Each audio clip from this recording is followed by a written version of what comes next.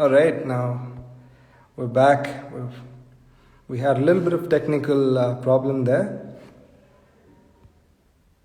I hope it works fine now.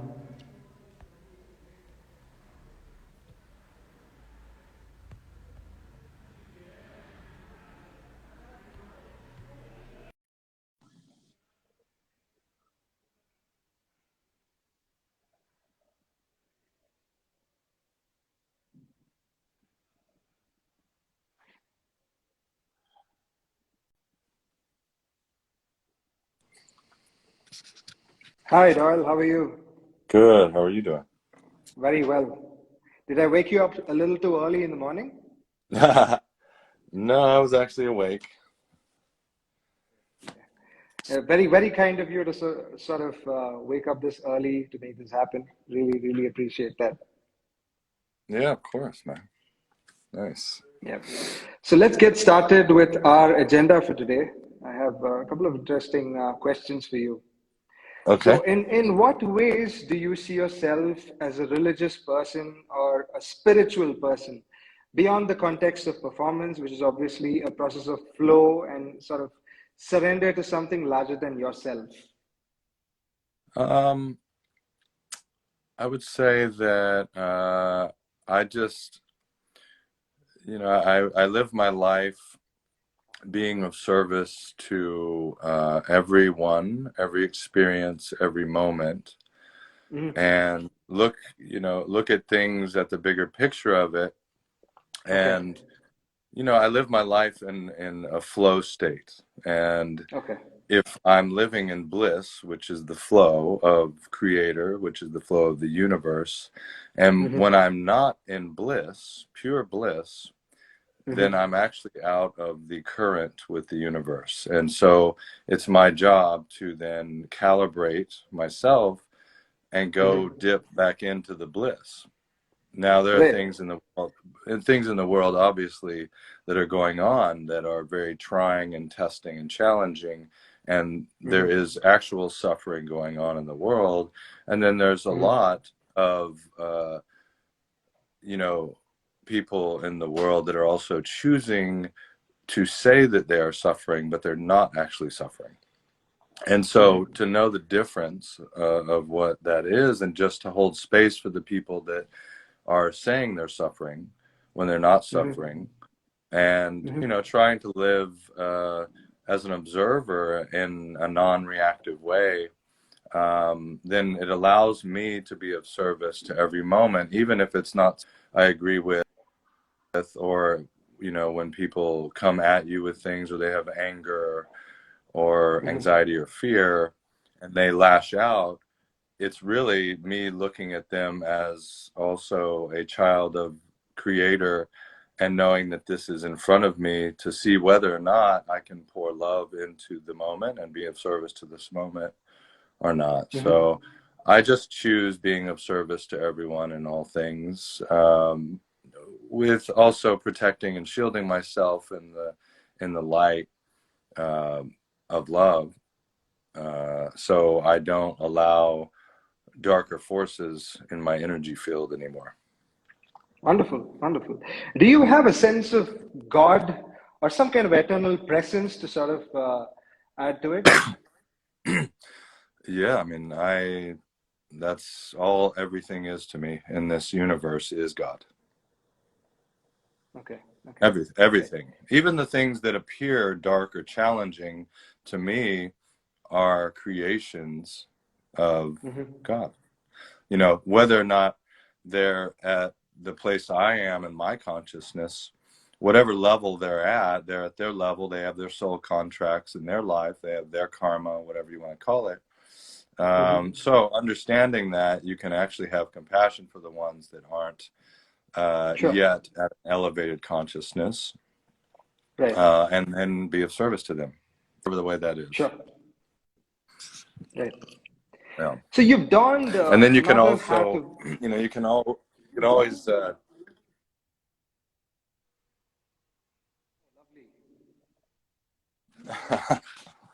you can just look at that and it just makes you happy. certainly, lovely, man. You've donned another hat of being a great humanitarian in the sense that you've been working towards a lot of social causes also from our last conversation. Your initiatives with the Crossroads Foundation, could you throw some light on things like that?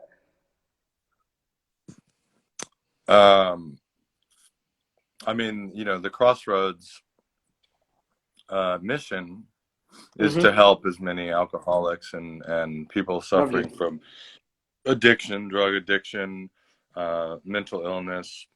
Mm-hmm. And, through the work that I've done with Eric, have become a Mm-hmm. part of that and wanted to help with that cause. I mean, I do my own work in spiritual sobriety with people around the world as well. Okay. His movement and mission is so beautiful because it really affects a lot of people in Right. positive ways. So Right. around the world, so many people know Right. about that work through his music, Mm-hmm. and it's been really beautiful to see how many people are helped by that cause. And now, with his wife, who's doing uh, she's working with the Turn Up for Recovery with Mm-hmm. Lisa Climby, and they're doing sort of an offshoot of the Crossroads thing, but Right. working through music to take the stigma out of addiction, so people can talk about it and know that there's Mm-hmm. no longer anything to be ashamed of, because we all come from childhood Right. trauma of some sort, and that True. childhood trauma leads to codependency, which leads to addiction. And Sure. like we all do it, everyone in the world, if you've lived on earth, you have dealt with some kind of trauma. And True. so True that.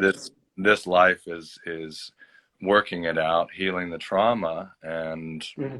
raising your consciousness through whatever means you can. Sure thing. Sure.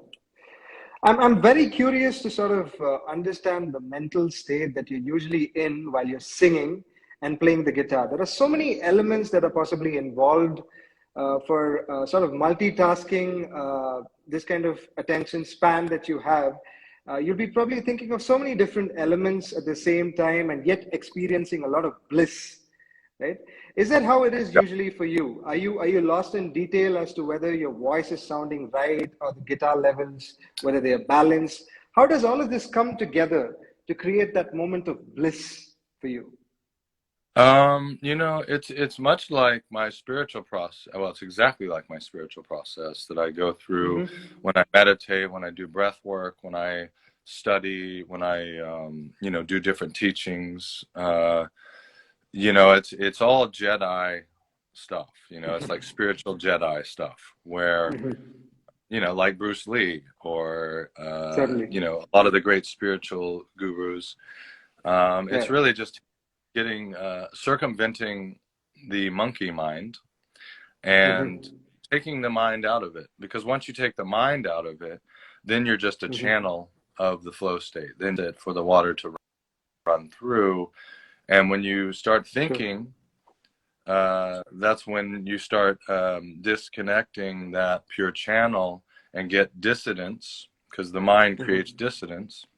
Mm-hmm. So with music, if like the last tour I did with Eric, Mm-hmm. every rehearsal, every song, every show we played, we were in total flow. Lovely. The entire time we were in flow. So if I'm starting to think about my voice and start to think about the mechanics and the techniques and all that stuff, that's where I get out of my flow state, and then I'm off in Mm-hmm. like self-judgment, or what do these people think of me, and Sure. is it good enough? And then once I start thinking that, I'm completely out of my flow state, Mm-hmm. and that's the problem. So in my spiritual practice, it's the same thing. If I walk down the street or go to a grocery store and there's someone in line that gets upset because they're not getting what they want, or they want to rush True. out and you're in their way, and they're like getting angry, if you're in your pure bliss Mm-hmm. state, you see it as a play acting out, and you just go, okay, go ahead, you know, do your Yeah. thing. And then you just let them go by. You don't have any Mm-hmm. resentments or anything. And then you see it go by, and it actually makes you smile, because you see it as like, oh, they're floundering. It's like a fish out of water. It's like, okay. And then you just let it play out. And, so the music is exactly how healing sessions or shamanic healing sessions or these mystical experiences are, which is all flow state. So music is a flavor of that through the flow state, through creativity, through and the spiritual process is the same. Can you try and explain what does music do for you? What does music give you? Music is your life in so many levels and dimensions, and in many ways, in more pure terms than it is for most people. You are recognized and celebrated and a very applauded musician who is still upholding the purest values in terms of tradition, like you spoke of. What does music gift you? I know it's a pretty difficult question to sort of try and verbalize it, but I would like you to try. I would say that really it was gifted to me, that it is my gift. My Hmm. expression is through music. Music is the thing that has connected me with all mystical uh, things that I've experienced, all Sufi Hmm. music, Sufi experiences, and all the people that I've met around the world that are all very beautiful connections. I can travel to any country now and I have friends in every region of every Hmm. country, and I'm always completely taken care of. Like I could have no money. I could just Right. go somewhere. I pick one continent to go to, go there, Hmm. and how I could stay there for 2 months and be taken care of and have the most beautiful experiences through that. Right. So all the connections, all the greatest connections of my life have been through music. Now, Hmm. what I don't know what it gives to me other than, I mean, it's been my calling card, and the thing that has introduced me to, you know, uh, every experience I've had, every spiritual experience that I've had, every connection, every deepest relationship is through the music has gotten me to that connection Hmm. with people around Okay. the world. Hmm. So yeah, I mean, other than that, it's just my divine gift, and if I practice that and I do that because it was the gift, and that gift was given to me to share with everyone. It's not just mine, it's everyone's. Right. So when people usually write about your music, when critics respond to them, how often do you think they've got the point in terms of your music? Like, what are you really trying to do in a particular song? Do you think they've heard it right when they sort of give their feedback about it? Have they really noticed or paid attention to what you're trying to do in terms of music? um I think it's a thing where I really haven't played that much music since my divine awakening. So Okay. about 3 years ago, I entered into the first step of my awakening. Mm-hmm. Um, and uh, I haven't, other than the Eric tour that I did, I Mm-hmm. haven't really played much music. I've been in the healing realms, and Okay. I went in, during quarantine. I was spending a lot of time doing different forms of meditation, breath work, Kriya yoga, Oh, wow. practicing a lot and really just into Hmm. my own temple, if you will, and knowing that everything that I've learned in my life, every spiritual tool that I've Hmm. gathered, every book that I've read is all in the library of my temple, and that I don't really Okay. need to read anything from this point forward. If I need it, I can always access it within me, but I don't need to read anything. I don't need to do anything externally anymore. I just become the channel and access everything through me. Um, so I can't remember what your question was, but Would you say that if you're looking at a music critic writing in the popular press or say in a general magazine to facilitate music appreciation, to sort of oh, sensitize people to go out and say when Doyle Bramhall is performing, is that what you go out and look for usually? um, you know, I don't know anymore. I mean, I think that before you know, the awakening happened for me, I was always way more in self-judgment and worrying Okay. about what other people thought and wanted from Mhm. me. And so, you know, even to answer your question from before about the interviews and my music, I never really felt content or like people really understood the music. But I think it was maybe more my connection with my own music that I didn't Mhm. understand. And Right. so I didn't actually have um, like my own flow state with my music. So I think it was more just me, you know, it was more me being in Right. self-judgment. So when I would do interviews, you know, it was easy to get frustrated because people would talk about things that didn't really apply to my music. But Sure. this was more my own dialogue going on in here.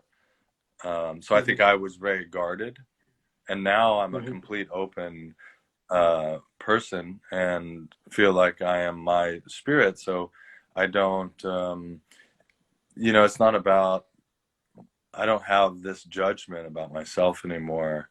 And so I can just talk as my spirit and not talk as my persona, Right. you know. Right. So far, you've had a very long and distinguished career with a lot more on the way. In the changing external environment of, say, globalization, glamour, television, and of course, the short attention span in today's generation, what kind of ambition, aspiration do you see for yourself for the next couple of years? I'm diving completely and immersing myself in healing, Hmm. um, and and and coming up with different ways for people to heal through creativity, through music, through the arts, and other Hmm. experiences. Things that actually haven't even, um, you know, it's almost like taking the greatest hits of things that I have experienced around the world from Ayurveda, you know, Hmm. my travels through India studying Ayurveda or alchemy, herb Wow. alchemy, um, all kinds of, you know, different medicines to even like, you know, hammams in Turkey or hammams in Morocco or wherever, and you know, studying this stuff with whirling dervishes and the music, Sufi music around the world, and taking all of that experience. So almost like a traveling ashram, where you know the ashram in Rajasthan, where it's open Hmm. 24 hours and people just come in and it's constant. You can go in anytime, and there's always, you know, these musicians playing, and that's very healing, you know, in its own way. Right. So I'm really trying to now materialize all these different things that I've done all in one thing, which usually you have to go to like, you know, 10 different places or 10 different places in the world to experience this. It would be beautiful to experience all of it here, Hmm. you know, wherever that is. You know, I would love to create places where you can experience all these things in Los Angeles or New York or Austin, Texas, and have these places that no one can go to because not a lot of people get to travel the way that I have and Right. experience things. So Sure. we bring all the great stuff from India, we bring it to here, you know, so people can experience this. True, true. So you've definitely shown a lot of love for our country, India. And interestingly, you've also named your daughter India, right? Yeah. On that note, what is it that made India so beloved to you? Uh, it's funny because I just got like full body chills when you said that. So, in my opinion, or Hmm. what I know, is Yeah. that my roots in India is very ancient, Oh, wow. and that even though I was born in Texas Hmm. and I live in this Caucasian skin here, Hmm. that I actually feel more Indian than I do Lovely. like Lovely. Texan, you know. Okay. So I think it's much deeper. I think it goes to, I mean, obviously Hmm. in Hinduism, the whole thing about reincarnation, I've actually journeyed through all of my my incarnations and Wow. seen them and felt them, and now realize why I have so many connections, so many friends in India and other places too. Hmm. I know what the connections are now, Okay. and it's very ancient. It's very past lives. So I've had many past lives in India. Lovely. Lovely. That's a very great take to Oh, that. In this aspiration of the remaining stint in your musical career, you've been speaking of a lot of moments of creative bliss. Is that what really drives you? And would you like to maximize the number of moments of creative bliss and sort of expand them more completely in your life? And would you have fulfilled your purpose as a musician if you did so? yes. Right. Yes, I mean that's where everything is going now. And the stuff that Hmm. I'm doing in the healing realm and creating these places that are like music ashrams or temples or even mystical spas, like with Ayurveda and all that stuff is all healing through music. It's healing through music, Right. light, sound, vibration, and not only in that tradition, but also like in the ancient Egypt Hmm. tradition as well, where they all were healing and downloading and getting these futuristic downloads of how to do things like build pyramids on crystal vortexes and whatever they were doing. And in the Mayan temples, they were all getting it from source, right? And the way Sure. that they were able to do that was through light, sound, vibration, frequencies, all together, Hmm. And they had these Right. temples that were set up, sound temples and healing temples in Malta, Hmm. all around the world, all at the same time. And they never, they didn't have the means of, talking through cell phones or even communicating at Right. that time. So it's very interesting that they all popped up around the same time. Right. That, you know, you got to sort of see the big picture to know what was going on at that time. So So what I'm doing is working with technologies that have all that ancient Hmm. technology Okay. in.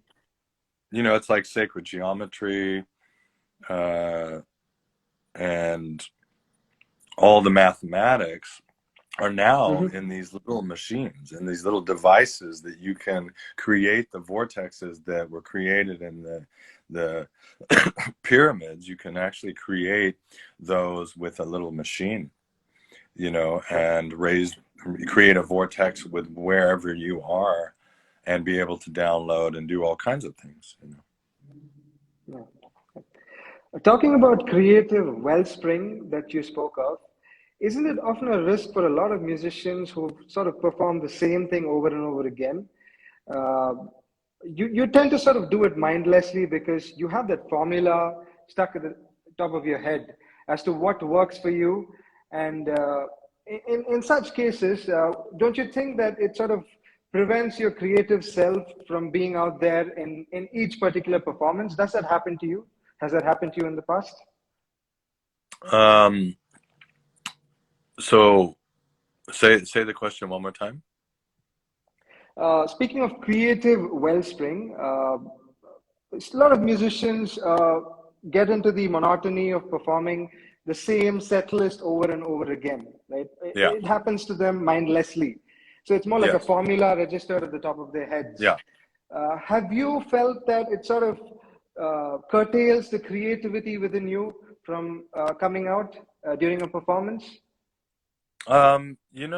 it, ha- it Yes, but for the most part, like, because I don't really play the same stuff, you know, twice in songs. So, you know, like I noticed when I was on tour in Europe, before Mm-hmm. quarantine Okay. happened, I was touring a lot in Europe, and I was doing a very similar set. You know, I would change it up a Mm-hmm. bit. I would change, you know, pull like 4 songs in every week or so that would change it up. Uh, Okay. you know, so it would be a rotating set list. But a lot, you know, Mm-hmm. like there would be a core of songs, like 7 songs that would always be the songs that I would do. And, you know, I've never, in the past, I didn't like doing the same songs all the time because I wanted to Right. explore and be able to do anything and everything in the moment. But, you know, I got stuck as well in that thing where I had to do that because obviously a lot of the people want to hear the stuff that's familiar, not just new things, you know. People really like, Mm-hmm. you know, what they think that you're known for. So, Mm-hmm. uh, for me, because I'm very spontaneous and I love just creating new music, so I've learned how to do that within the songs that I've been playing for a long time. The ones that get old for me or feel like that don't have much life in them, you know, I will let Mm-hmm. go of those, and then I will uh, you know, even with the core songs that I do play over and over, I will explore new places. I will take it into new places, and I work with a lot of musicians. All the musicians that I work with and hire in the Mm-hmm. band are all master musicians that can you know, co-create and be spontaneous and go wherever we go. So I'm always inspired by where we can go with it. So the songs just Sure. keep growing and growing into new places and augmenting wherever we go. It's like Mm-hmm. a flower that starts branching off and going in a different direction towards the sun because that's where the sun is. So it starts going in that direction. Right. So Right. you can always create new branches and new leaves in Sure. music, so it never gets old, you know. Sure. Sure. And the ones that do, Speak. you let them go. Right. Right. Speaking of performance, how do you sort of judge a performance when it's over in terms of the relationship that you share with your music? Is it when the audience responds to it in a certain way? How do you sort of conclude that it was a good performance at the end of the day? Um, yeah, I mean, if I'm in my flow state with it, then I just feel the energy of it, and you Mm-hmm. know, when I know it's been a beautiful performance in flow with the audience, then I am left with this feeling of almost a feeling of awe and gratitude Mm-hmm. and almost energy that's in my system and my cells that I just feel lit up, you know. So I don't Right. think about it. I don't think about it. I just it's the bliss. It's the bliss state. So I just take that energy from that performance and then take that into my life, you know, Sure. and then I take it into the next performance, whatever. It's energy that's created with the vortex with all the people in the audience too, Mm-hmm. because we're all sharing that experience together and creating that experience. So then I feel lit up, you know, and a lot of people in the audience will feel really inspired and lit up. And, you know, Totally. sometimes they have life-changing experiences through music, which I do as well when I Mm-hmm. go see performances. Um, Right. you know, I had like, you know, I had an experience here um, with Anushka Shankar Shankar. that was just, yeah, and she played in Los Angeles and in this beautiful like temple Oh, here, wow. and it was just so incredible. You know, I couldn't even believe what she was doing with the music and just so divine. It was like having a mystical experience, spiritual experience, just her listening to that and feeling it. Mm-hmm. So you know, I get that as well. And, you know, even though, you know, my preference, if I could, would be to be Mm-hmm. able to play classical Indian music Lovely. or you know, different instruments. I love Indian flute music is so Mm-hmm. beautiful. Yeah, I listen to it every day. And Wow. I would do that, or I would play Egyptian oud, or you know, I mean, I do play these things, but Okay. I mean, I would be totally immersing myself in that kind of music if I was, you know, if I was born into it. Mm-hmm. But you know, my gift was playing like this shamanic blues, rock and roll Right. music. So I'm trying to incorporate all the stuff that I've gathered into that kind of music as well, and create the alchemy of that, Mm-hmm. which can be quite different than anything else. Right. Over the years, in your persona, your image, you've definitely embodied a great sense of fashion. How important is it for you to groom yourself in the best attire before presenting yourself in front of an audience?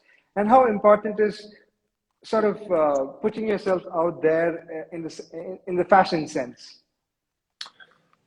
Um, well, you know, it's flavor, it's color, it's like it's beauty. You know, I love beauty in everything. You know, I see the beauty in everything. So when you, it's like when you used to see like Bob Dylan performing in the 60s and 70s, and he would just be, you know, the way that he would dress matched his spirit in the way that he Right. performed, the way that he, you know, sang his songs and performed his songs. The Mm-hmm. fashion was also a part of that. And, you know, Right. I mean, I grew up watching, you know, growing up with Stevie Ray Vaughan and my dad and Jimmy Vaughan and all these players that, you know, and blues players like Freddie King, and seeing them play when I was young.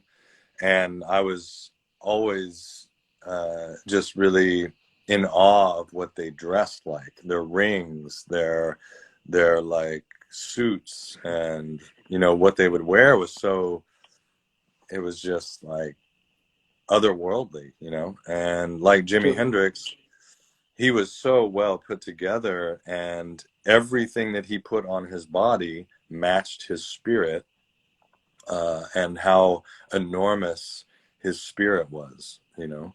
Right. And so for me, you know, I love, you know, the fashion does play a part in it. Mm-hmm. And anything and everything that I do, everything, you Mm-hmm. know, has the spirit of it in it. You know, I have a friend of mine who is going to be coming out, that hopefully I'll be working with too, and Okay. his name is Emmett Sky, and I just met him, and Okay. he's a very enlightened being, and Lovely. he can play like, you know, Jimi Hendrix kind of rocking music with blues influence, and the way he looks, he's like 6'4", and he Wow. makes his own hats, he makes his own shamanic clothing, he makes everything that he does and puts on his body, his jewelry, he makes everything himself.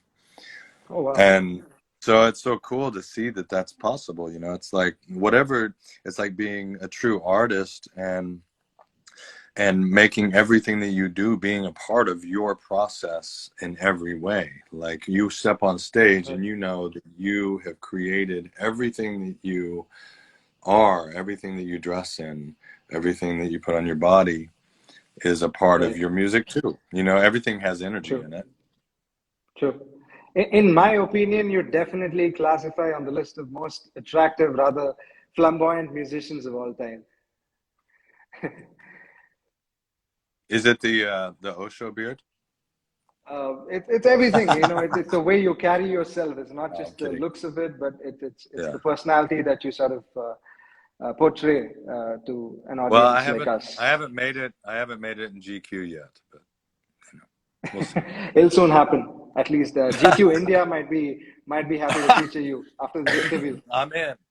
I'm all in. Yeah. Following the release of your album Jelly Cream, uh, there was a very lovely collaboration between Sir Eric Clapton and Mr. B.B. King. They put out Riding with the King. right? A year later after your album was out. What did it Yeah. feel like when two of these legends did a rendition of your songs? It was completely surreal. It was almost like being in another dimension. Like I didn't even know what I had walked into there. Mm-hmm. Because,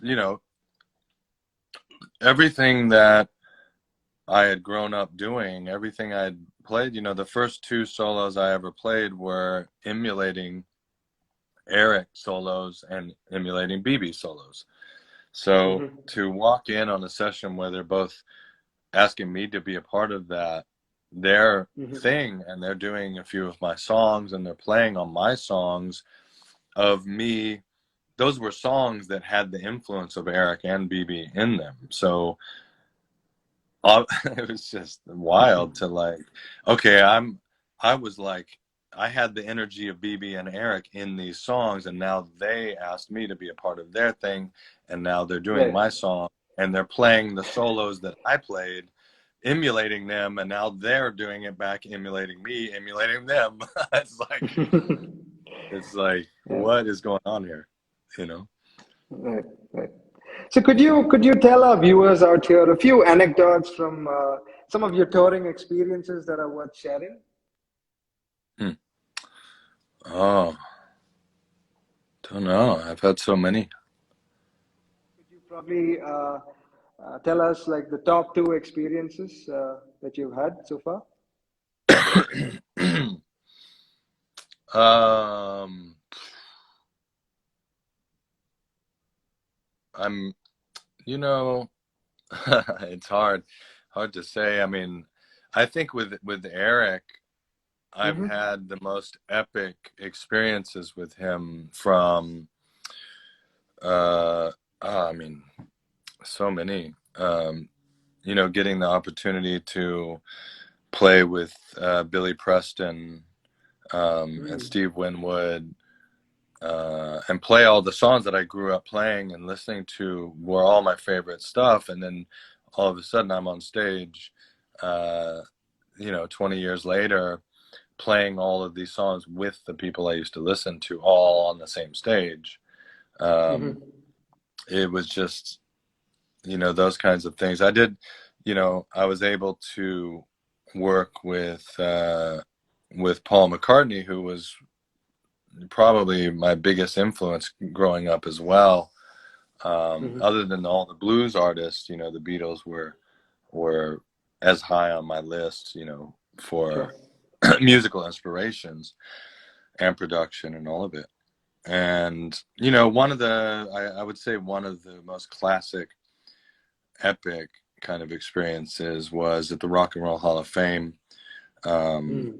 and I Stevie Ray Vaughan was inducted into the Rock and Roll Hall of Fame, and on the same night, Bill Withers was being inducted by Stevie Wonder, and Bill Withers and Stevie Wonder were two of my other favorites growing up. Mm-hmm. Um, and I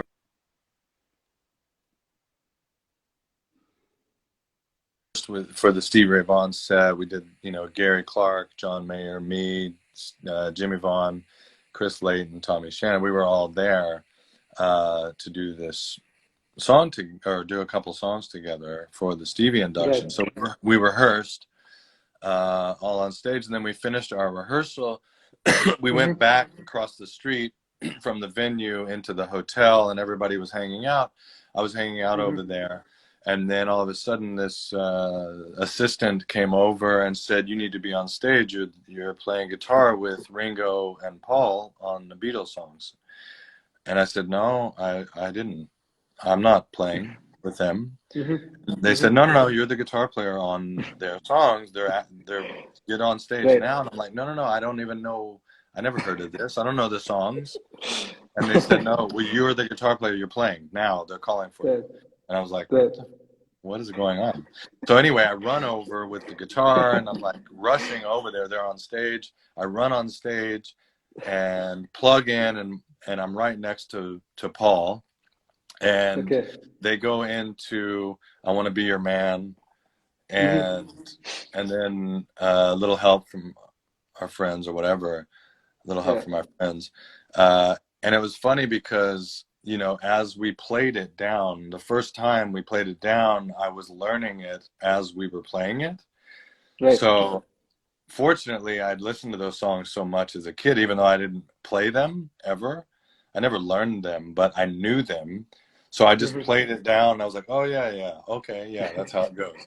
And then we did it one time, twice. We did one pass of each song. And I was like, oh, okay, that's how it goes. And then I was also listening to the best bass playing ever, the best bass tone Sure. ever, because McCartney was next to me. And I was Right. like, holy, like I'm playing with the Beatles now. Okay. And so anyway, I played, you know, we practiced the songs once through and I was like, okay, got it. And that was it. And then we came back, we performed with the Stevie thing, the Stevie Ray songs. And then I got on stage and performed the two Beatles songs with the two Beatles. And it was wild. It was I'm like sure. flying on a rocket ship through the universe, like at full speed, like, whoa, no. I'm sure as you mentioned earlier, that you've learned a lot about healing, Ayurveda, and a lot of great things from India. So, has this sentiment towards India guided you to better things in life? Absolutely. Yeah, I think it always has. I think it's always been there inside me. The ancient knowledge and the ancient wisdom is all in me. We're all a part of the same thing. So everything that we can Right. tap into, everything that in the future that's already happened, everything in the past that's already happened, everything Hmm. is all already happened. Everything that will ever happen. So any of that eternal wisdom is inside our DNA. It's in our Hmm. molecules. It's in every atom. So if you are able Right. to open up, and that's why meditation is so uh, beautiful, is because you can go in, you can transcend this to then go into your own universe and tap into that eternal wisdom.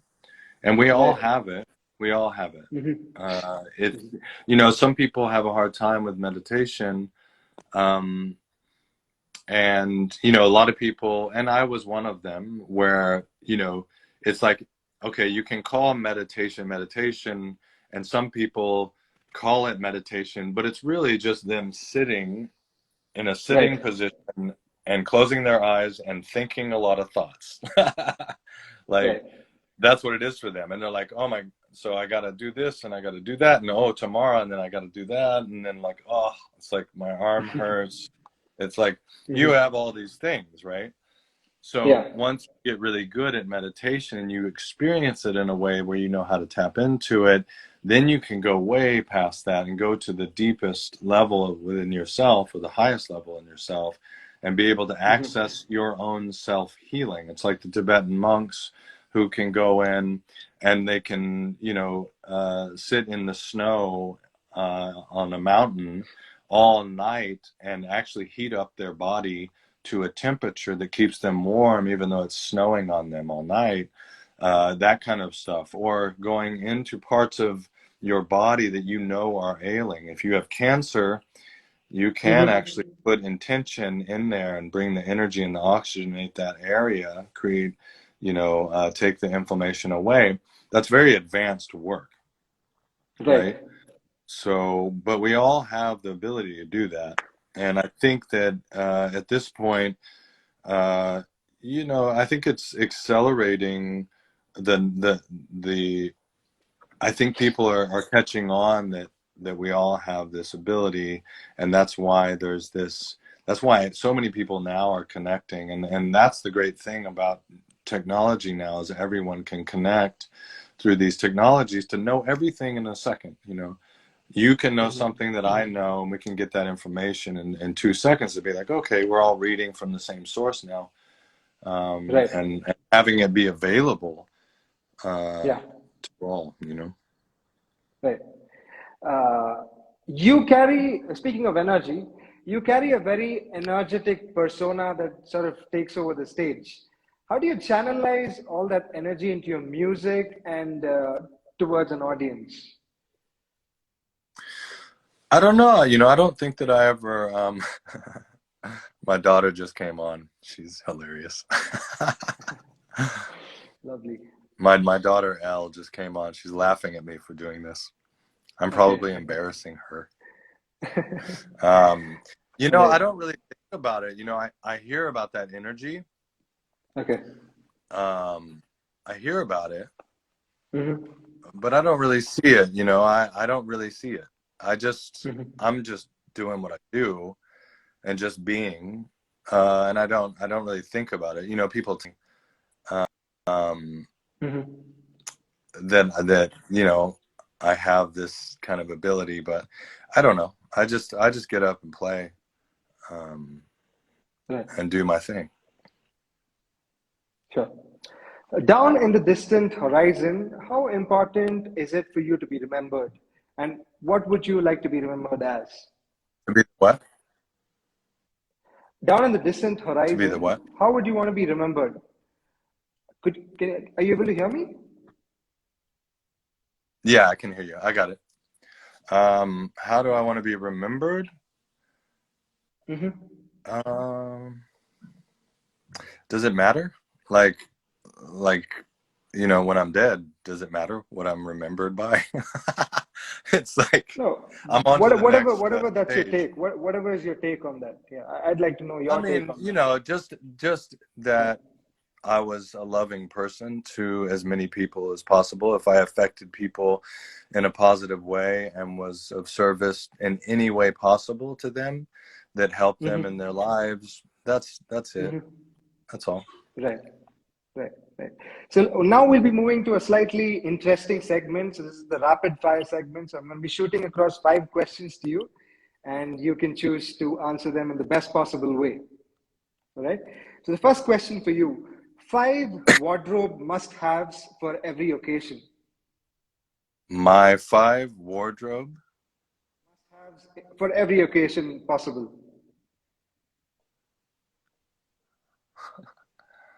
Uh, I mean, uh, let's see. I mean, I go to John Varvatos. I buy 4 blazers and some Mm-hmm. velvet pants. I think velvet pants are Mm-hmm. pretty important. And Okay. just like I dress really simply. It's like I want to be comfortable. It just depends on the show too. It's like if I'm playing more shamanic music or more music that's really expansive, I'll wear some wild shamanic robe, or you know Mm-hmm.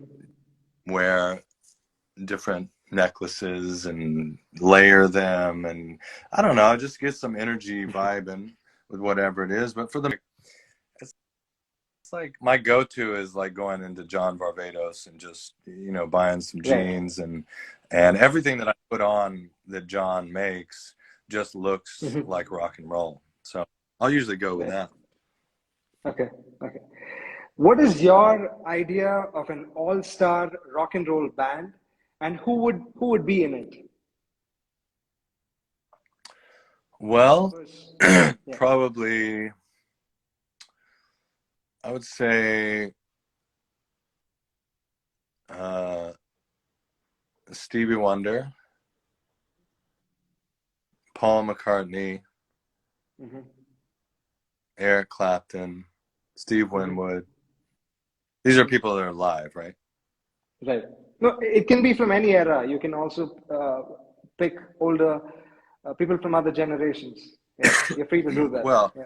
if it was if I could pick like an orchestra, Mm-hmm. like Certainly, a certainly, you could do that. shamanic rock and roll orchestra. I mean, Mm-hmm. you know, Jimi Hendrix, Stevie Wonder, Eric, um, Okay. uh, I don't know. There's so many. There's so many artists.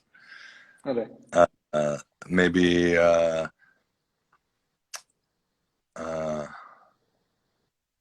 I don't know. There's also like there's so many musicians that I love that are not even known, you know. Actually, even the music genres and styles and groups aren't even known, you know, the Sufi music and like Ganawa music. There are Ganawa Hmm. players that I love. You know, some of the greatest musicians, most of the greatest musicians I've ever heard, uh, wouldn't even have ever been heard of. Right. And they eclipse the talent that I've seen in the Hmm. pop modern sense. Right. What is your favorite guilty pleasure song?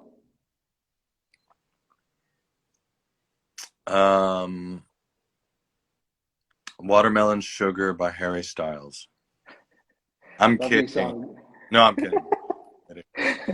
Uh, I don't know. You know, I know this because it Uh-huh. came up for me recently, and I was like, there it is. That's my one guilty pleasure, and I totally forgot about it because I don't really listen. I don't have those kind of guilty pleasures. Like I don't have like, oh my gosh, I love that Katy Perry song. That one just moves me, but I'm not going to tell anybody. Like I don't know. I don't really know. I don't think I have that because I would All much right. rather be listening to like Sarangi or something. You know, like. Great. What are five things that you've learned over the years from your musical heroes? Wait, my daughter just said "Mask Off" by Future. Is my... Do you know that song? No, I haven't heard that one. Mask Off. Well, check it out. I will for sure. That's funny. Yeah. What are five things that you've learned from your musical heroes over the years? Uh, just their the mastery of their craft and Hmm. how they're able to channel their flow state. And Hmm. when they channel their flow state, they connect to millions and millions of people, thousands of people. So when they play, that energy that they tap into, that's just a mastery of their craft. And they've been either born with it or Sure. they've learned it or whatever. I mean, usually they're born with it. That Hmm. is what I notice most about all of the greats that I've been, you know, either seen or been friends with or whatever. Right. Great. In the interest of time, I would definitely like to conclude the session here on. And before we leave, this interview is also going to be aired on Big FM Shillong and Azol. I'd like you to sort of give a idea from Big FM Shillong and Azol before you leave. Uh, you just cut off, actually. I couldn't hear you. Uh, can you, yeah. I hear So you now. this interview, can you, yeah, great.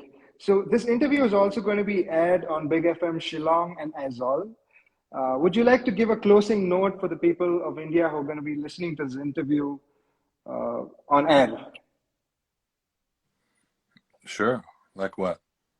Uh, anything that you'd like to sort of give as a closing note for the people of India? Um, uh, I'm so much better at just playing guitar. Hmm. Would you like to um, play a tune? Would you like to play a tune for the listeners? Would that be possible? I don't even have a guitar. Okay, okay, fair enough. I don't even play guitar until I have to step on stage. Like Right, I never right. do. Like I played guitar for the first time Mm-hmm, in 5 months. I picked up a guitar 3 days ago for the first time after mm-hmm. getting off tour. I don't usually play that Wow. much. Yeah, I don't play All right. between, which actually is, it works out because I feel like every time I pick it up, if I let it go and not play for a while, then I have so Mm-hmm. much inspiration. It's like it's new again, you know? Right, right. So Um, would you sort of have like an inspirational note for people who are going to be listening to you and your music on the radio? Yeah, I guess I would say, um, I don't even know what to say. Um, yeah, I love, the healing of music is so important. I think even especially now in this climate of Hmm. viruses and quarantines and fear and all of that stuff, that I think that music is the great messenger True. that can bring the message of hope or love or healing to all people. And I think that Right. that is my mission, is to amplify the effect of healing through music with methods that have never even been done before, or Right. have but have gone away. So I'm, I would just love to reach as many people. And, one of my favorite places in the world is India. And, Hmm. when I'm here, I actually feel like I'm Hmm. in India because of everything that I study and everything that I read and do here has Indian roots. And so I'm constantly like, I only listen to Indian music all day. That's all I listen to. Right. Um, so I, On I that love, note, I we. love, I love India. I love actually all humans. I love, Mhm. you know, I love bringing, uh, Indian experiences and influences to the West. You know, Mhm. it's like how Yogananda did. He brought it in his form and came over as a spiritual teacher to bring all these Indian Vedic teachings uh, and in music, I feel like that's what I want to do, is bring things through music here as well and make it available to all people. Right. On that note, when do we get to see you in India next? Are you coming anytime in the near future? Yeah, I've been invited to come, I think maybe in February, March, April, somewhere in there, maybe. Okay. Okay. I'd So love to yeah, see you in spring. India. I'd Let's do definitely it. love to see you in India. You can Yeah, that'd be take fun. me on the back of your motorcycle and we can go into the Sure. Himalaya. Cool. Yes, let's do that. Let's find a cave Eh, somewhere to meditate together. Totally, totally. That sounds like a plan. With some papa. Thank you. Thank you so much, Mr. Bramhall, for tuning in. Really means a lot for you to do this at this early hour. Please do stay in touch and Thank lots you. of And love from India. thank you for your patience. Thank you. Thanks a lot. Thanks a lot for everything. Take Of care. course. Bye. Take care, man. Bye.